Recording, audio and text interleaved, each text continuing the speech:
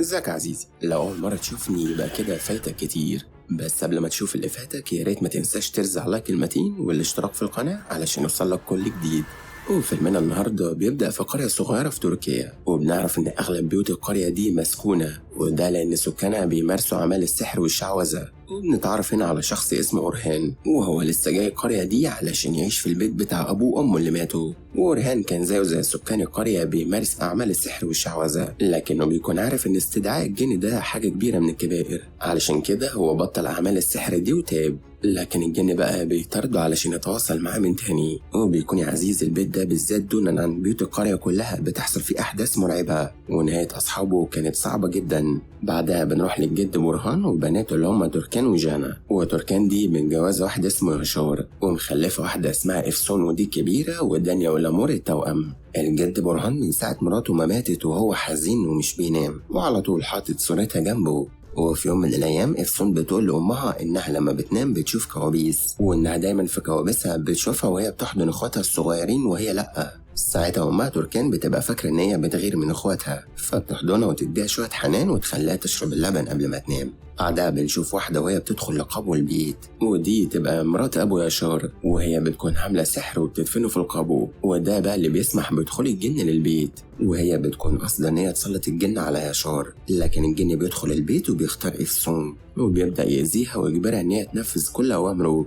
وبعدها بياخدها معاه لعالم الجن في مكان غريب جدا، وهي ساعتها بتلاقي كل عيلتها موجودين هناك وشكلهم زي الأموات. وفجأة بيظهر لها الجن من تاني، وهي ساعتها بتفوق وبتكتشف إن هو كابوس زي أي كابوس هي بتحلم بيه. بعدها بنروح ليشار وهو في الشغل وبيحكي لاصحابه ان مرات ابوه عايزه الورث ليها. هو بيقول لهم كمان ان رفع عليهم قضيه، وعلشان كده هم مش قادرين يقسموا الورث بقالهم سنتين.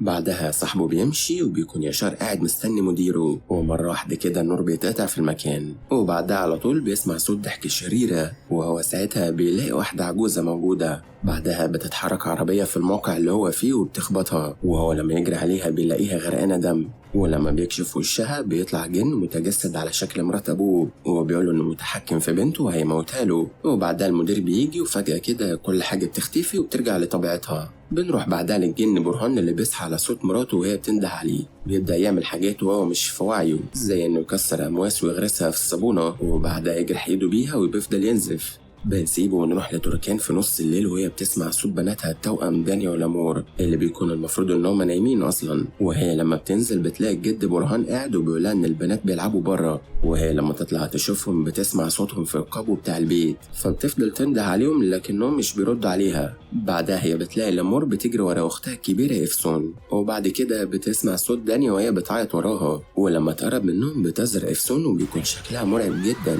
وبعدها بيطلع ان تركان كانت بتحلم بكابوس واولادها نايمين قاعد على سريرهم، ولما تروح لإفسون بتلاقيها صاحيه، بس بتقول لها ان هي حاسه بتعب شديد جدا. وفي اليوم اللي بعده إفسون بتقول للجد برهان ان هي شافته امبارح وهو بيجرح ايده، وانها دايما بتحلم بكوابيس كتيره. ساعتها بنشوف برهان بيتشنج والدواء بتاعه بيقع منه على الارض، وإفسون هي كمان ملامحها بتتغير وبتتكلم بلسان مراته اللي ماتت، وهي بتقوله بقى انه ما يخافش وان هي تجيله قريب.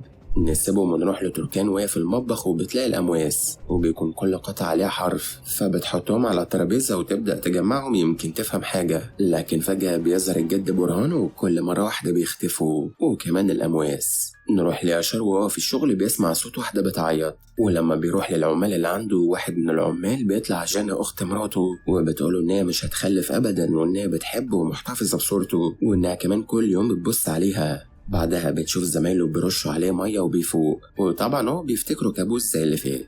ونروح لجانا اللي بتكون شغالة ممرضة في مستشفى وبتتابع مريضة، ومرة واحدة بتلاقي أختها تركان بتظهر ومعاها أولادها التوأم، وبيكونوا في حالة مرعبة جدا ومخيفة، وكمان ماسكة سكينة وبتقولها إن هي قتلت بناتها. فبتتصدم جانا وبتقعد تصرخ بعدها. وفي آخر اليوم بالليل بتلاقي تركان واختها جانا قاعدة بره البيت وعمالة تعيط، وبتقولها بقى إن هي شافتها النهاردة وكان شكلها غريب جدا ومرعب. وبعد كده بتحكي لها على كل اللي حصل واللي شافته. وهنا بقى بناتها دانيا ولامور بييجوا يسألوا أمهم هي بتكلم مين. وبعدها بتظهر جنة اللي بتكون لسه راجعة من الشغل، والجد برهان هنا بيكون قاعد وبيسمع صوت مراته، وفجأة بيقع عليه مفتاح، وهي بعدها بتقوله إنها مستنياه. وهو لما يروح أوضته بيلاقيها على سريرها، وبتقوله إنه دايما كان بيضربها وكان عايز يقتلها، وإنها ماتت وهي خايفة منه علشان كده رجعت له علشان تنتقم منه. وإفسون هنا بتصحى على الجن من العالم الآخر معاها في الأوضة. ساعتها هو بياخدها وبيخليها تشوف كل عيلتها وهم ميتين، وهي بعدها لما تفوق بتلاقي إن في حد في الأوضة مراقبها وإن ده مش مجرد كابوس. في اليوم اللي بعده عزيزي، دانيا ولامور بيحكوا لاختهم ان هم حلموا نفس الحلم مع بعض، وفي نفس اليوم ده توركان بتتعب وبتدوخ من غير اي سبب، وساعتها هي بتقع لانها مش بتقدر تتحكم في نفسها. وبعدها بنشوفها بتتخيل ان هي قاعده مع بنتها إفسون اللي بتقولها ان هي عرفت ان جنى خالتها مش هتخلف، وانها عارفه كمان ان هي مش بتحبها. بعدها بتصحى وهي خايفه جدا وبتلاقي بنتها جنبها بتحاول تساعدها. وبالليل بتنزل إفسون للقابو، وهي ساعتها بتلاقي العمل اللي سمح للجن بالدخول مدفون في البيت، ووقتها بنلاحظ ان الجن سيطر عليها اكتر. وبعدها بنشوف الجن بيطارد مرات ياشار، وهي ساعتها بتكون خايفه جدا فبتدخل قبو البيت اللي اتدفن فيه السحر. ساعتها هي بتلاقي إفسون هناك وبتقولها ان حتى لو دمرت السحر هما مش هيسيبوا البيت ولا هيبطلوا يطاردوها. والجد برهان هنا لما بيصحى من النوم بيلاقي مراته قاعده على الكرسي، وهي بتنده عليه وبتقوله ان جه وقت انها تموته وتنتقم منه، فبتخنقه بعدها بكيس بلاستيك لحد ما يموت. وبعد كده بنشوف ان إفسون هي اللي بتتحكم في كل اللي بيحصل ده. وبعدها على طول بنشوف ان الجن بيظهر لأورهان وبيقولوا ان جه الوقت علشان ينضم ليهم، وبيكون الجن متجسد في شكل أمه. وأورهان ساعتها بيقول لهم إنه خلاص تاب وبيرفض يرجع لهم تاني. وفي اليوم اللي بعده أورهان بيروح لقبر أمه، وبيكون ياشار ومراته هنا بيدفنوا جد برهان. وهو لما يشوف إفسون هناك ساعتها بيعرف إن الجن مسيطر عليها، وبيقول إنه يبعد عنها لأنها مجرد طفلة صغيرة. وبعدها بنشوف إن الجن بيلاحق أورهان في كل مكان علشان يرجع ينضم ليهم تاني، وهما بيكونوا عايزينه يستدعيهم علشان يمارسوا أعمالهم الشيطانية على أهل القرية، لكنه برضه بيحاول يمنعهم ويبعدهم عنه. وبعدها بيقرر يروح لبيت إفسون وبيدخل القابو، وساعتها إفسون بيكون موجود هناك، لكنه لما بيدخل بيلاقي أمه هي اللي قاعدة وبتقوله إن هي ماتت بسببه. وبعدها بتظهر من ورا إفسون وبيتكلموا على لسان مراته، وهما بيعملوا كده علشان يضعفوه ويحاولوا يستدعيهم من تاني. بعدها بنروح لجنى اللي بتكون في المستشفى وتعبانة جدا، وبتشوف أمها وأختها وبيكونوا شكلهم مرعب، وأمها ساعتها بتقولها إن هي غيرانة من أختها. وفجأة كده كلهم بيهجموا عليها وبتتحول لشكل الأموات.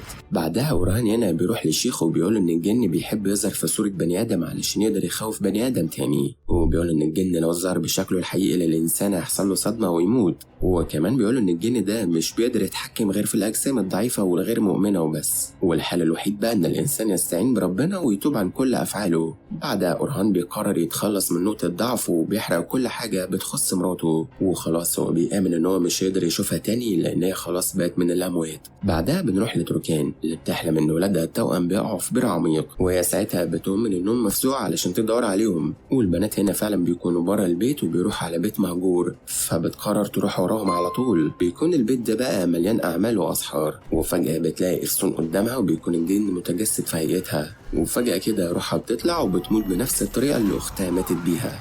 أورهان هنا بيقرر يساعد إفسون ويروح لها علشان يتواصل مع الجن اللي جواها، وبيسأله بقى هو عايز منها إيه. وقتها الجن بيحكي له قصة البيت، وبيقوله إن البيت ده مليان شر وإنه قدر يدخل وسطهم ويستغل إفسون للسيطرة على أهل البيت. وبتقوله إن أمها توركان بتحب أخوتها دانيا ولامور أكتر منها، وإن معاملة أمها متغيرة معاها، وإنها فضلت وقت طويل تعيط في أوضتها. والجن حاليا بيموت البني آدمين الأشرار زي الجد برهان كده اللي موته بنفس الطريقة اللي موت بيها مراته، وانتقم كمان من توركان وجنى لأن الاتنين كانوا مش حاسين بزعلها. ومش بس كده، ده كمان انتقم من ياشار ومرات أبوه لأن هما اللي بدأوا بالسحر، وكانت دايما متسلطة وعايزة تاخد الورث كله ليها. أورهان بعدها بيكلم الجن وبيقوله إنه مش من حقه يسيطر عليها ولا المفروض يكون موجود في العالم ده أصلا. ساعتها الجن بيقوله إنه ناسي زمان لما كان بيستدعيهم علشان يحققوا رغباته، وإن المفروض بسبب اللي عمله زمان ده يعيش باقي حياته ويكفر عن ذنبه. في النهاية بنشوف أورهان بيطلب من الجن يسيب جسم إفسون ويدخل جسمه هو، وبنشوفه وهو بيحاول يستعيذ بالله ويطرد الجن من العالم بتاعهم. بعدها بنكتشف إن السحر بيتفك والعمل اللي عليه بيضعف، وبعد كده بنشوف إن إفسون بقت كويسة وخلاص راحت لإخواتها وأنقذتهم قبل ما يرموا نفسهم في البير. وفي آخر مشهد عزيزي، أورهان خلاص قرر يساعد سكان القرية من أعمال السحر اللي بيعانوا منها. ولحد هنا بيكون خلص الفيلم. لو عجبك ما تنساش ترزع لك كلمتين وتقولي في الكومنتات عايز فيلم المرة الجاية.